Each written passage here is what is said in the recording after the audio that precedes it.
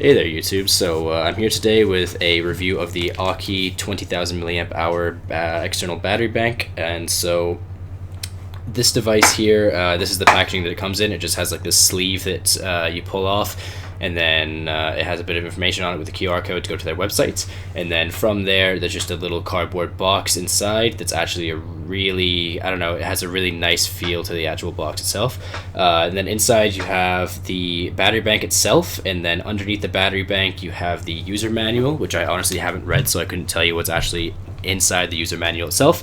And then once you pull off all of that packaging, there is a very short micro USB cable underneath. And when I say very short, I do mean very, very, very short. The cable is about 5 inches, but I'll talk about that a little bit later on in the video and show you guys a bit more of a comparison.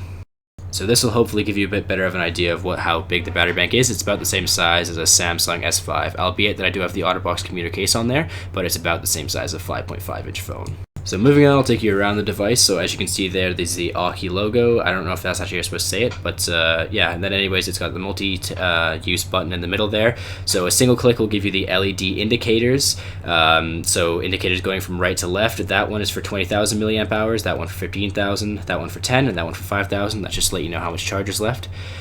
So clicking and holding will actually turn on the high power LED lights. It's pretty underwhelming in the video, but believe me, it is a very powerful light. If you ever need it, it'll work really well.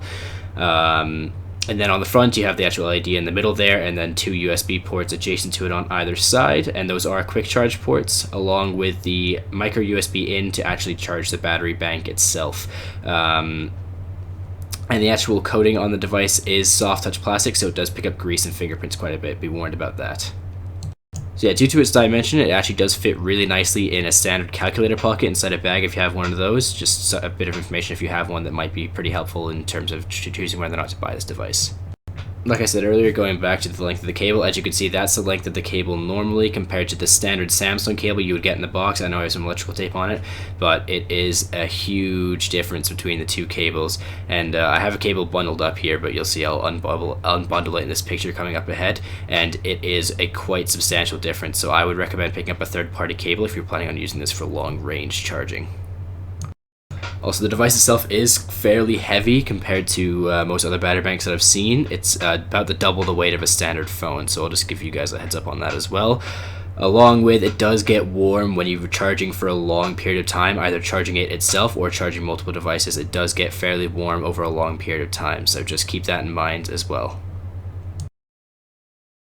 So these are just all the pros and cons of the actual device itself. I've gone through some of them before, but I'll go over them again. So perfect size, start with the pros. So perfect size to fit in a calculator pocket, which is excellent for people who have backpacks. It really does help if you have a backpack that has a calculator pocket. It's really easy to just slot it in there and you're all good to go. It lasts a very long time off a single charge. I actually tested it. I only used it like it was my only form of charging. I didn't plug in overnight, and I got about 8 days out of it. So I'm sure that if I would have used my phone less, then it would have been about 9 days of usage easily. The flashlight is again very powerful and really does not drain the battery at all. It takes a very long time for it to actually drain the battery, and it is a really strong LED light. Along with the 2.1 amp charging support means that the charge times are really small, very close to a Qualcomm quick charger. It doesn't take very long. It takes about an hour to charge my phone to full, if that. So yeah, that's another pro. And again, for its price, this is a very high capacity and really well made device for the, I think I paid about $40 for this with shipping included. So moving on to the cons, it is quite a bit heavier than I would have actually liked to have used. It's substantially heavier than most of the battery banks that I've seen, even ones that are in the same size. So I don't know if you guys don't have space for it, or you guys don't like having that heavy of a battery bank. It's definitely not something that you're going to just be chucking in your pocket. It's going to be something for a bag.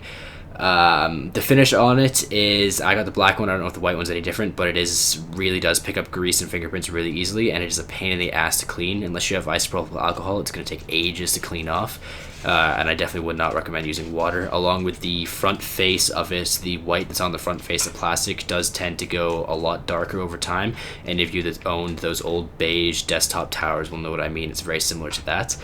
On top of that, it does take ages to charge, especially if it's dead. It will take basically an entire day to charge up if you've drained it down to dead. It took me about, the longest, it was 20 hours from I don't know, it wasn't even completely dead. It was probably only at about 1,000 milliamp hours. It took about 20 hours to charge. So keep that in mind. It does take a long time to charge. So be sure to plan ahead before you guys decide to take it with you, and make sure that you have at least enough charge for what you're going to be using your phone for while you have the battery bank that's that low of charge. Adding on to that point, one of the biggest pain in the asses of this thing is that it does round to the nearest 5,000 milliamp hours. So it could say, like, the 5,000 milliamp hour light could be on, and you could actually only have 2,500 milliamp hours. And I know for a lot of you guys, you're probably like, oh, that's not a big deal. But I have a 2,800 milliamp hour phone, so that means that it's a difference between having two charges or close to two charges and having less than a single charge. So this is really a pain in the ass. There isn't really a much better way that they could have done this. I don't really think, especially for the prices that the device costs, but it still is quite annoying. Also, another thing to keep in mind is that the battery, and I don't know if it's just my phone, like I know that Samsung phones get a bit warmer than most other phones with their charging. I don't know why exactly, but it's a general complaint that I've heard from a lot of people that have Samsung devices. But the battery does get as warm as my Samsung device does when it's charging. I don't know if it has to do with the quick charging or what it is, but it does get quite warm to the touch, so just keep that in mind as well. Don't go leaving your battery bank on top of a chocolate bar or whatever while you're charging. So yeah, that pretty much leads me into the conclusion of the video. I'll leave those pros and cons up there as well for a little bit. But yeah, I think that this device is definitely not something that you're going to be chucking in your back pocket and taking with you. This is really for students and chucking it in your backpack. It's really helpful, especially if you have a couple of people that need to have their phones charged at once, because it charges up to 2 phones, and it does charge them very quickly. Especially because obviously a lot of phones, they charge from 0 to a certain amount much faster. It takes about 10 minutes for me to get enough usable battery life to last me like 30. So this is a really big strong point for it, is that it is really good for having like a base station kind of setup. Like if you have like just chuck in your bag, take it with you to class, and pull it out and let 2 people charge their phones off it.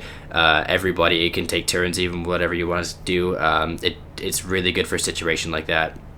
What it's not good for is trying to replace like a credit card size one and chucking it in your back pocket and taking it with you. It's not, it just how heavy it is and just the way that it's shaped, it doesn't work very well for that, so I wouldn't recommend it.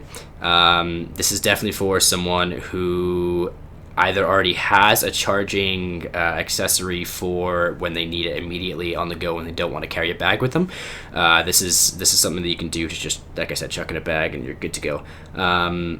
Would I recommend the product? Yeah, I would definitely for sure 100% recommend the product. It's a great device, especially for the cost of it right now. I would definitely recommend having it. It does have its drawback, it does have its pros, like I said, but I would say that I'm definitely happy with it. I've been using it for a couple of weeks now, actually probably longer than that, about a month now, and I would definitely recommend it. I'll leave a link in the description to the Amazon.ca to pick it up, and yeah, you guys should check this out for yourself. So I figured I'd just end off the video here with just kind of an idea of just how powerful the LED light is. So I just have it right here, as you guys can see. Yeah, it would be very useful in a pinch if you guys, just kind of give you an idea. You can really use it as a proper flashlight. So once you have it on, you can actually turn it off just by long pressing again on the top of the battery bank, and that'll turn off the flashlight again if you don't want to waste the battery. And like I said earlier, it doesn't take much to drain, like it doesn't drain the battery much, rather. So yeah, I figured some of you probably wouldn't believe me considering I was just showing you it on the table, but there you go. That's kind of a general idea of how bright it gets.